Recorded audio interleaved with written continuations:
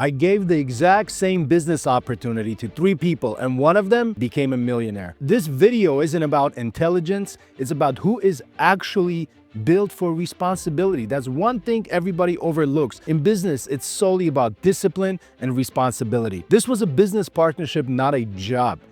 Equity was actually on the table. It was risk involved, work involved, a lot of downside involved. Let me give you the 3 examples of those 3 different individuals. The one that took it, he asked process questions, not comfort questions at all.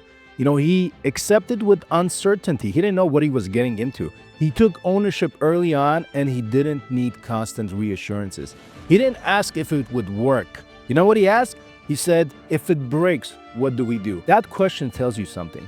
That he already accepted the risk that you offered him and he was thinking of how is he going to execute it. Person number 2. This is the guy who was a little bit more capable. He looked better on paper. He was smart, he was experienced, maybe overqualified. But then why did he pass? He needed guarantees. He wanted clarity before, he committed to something. You know what he said? He said, let's see how this goes first. I mean, what do you mean, let's see how this goes first? You have to start in order for you to see how this goes first. Which sounds reasonable until you realize that partnerships don't work that way. You don't get equity for uncertainty, You get equity for being certain. Equity exists because certainty doesn't. That's how it works. You can't get paid before doing the job. This is person number 3. You know what he wanted? He wanted structure. He wanted instructions and he wanted security. And then they passed. They saw that responsibility has a lot of pressure. And he saw that equity has a lot of risk and no leverage. Some people don't want opportunity. They want instructions. Some people, you have to tell them what to do. And the results, let's fast forward. Yes, years later, that person who said yes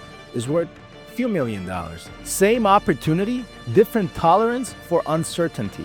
That's how it works. The person who said yes stayed in the game, made mistakes, carried a lot of pressure, had a bunch of sleepless nights, handled nights where there was no clear answer.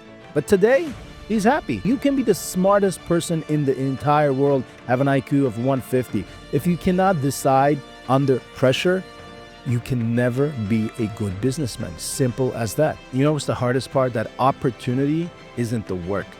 It's knowing there is no one left to blame if it fails. Same tools, they don't produce the same results because not everyone is built to hold the same exact weight. If you want to venture out of this video, please like, subscribe, comment, and share. Thank you.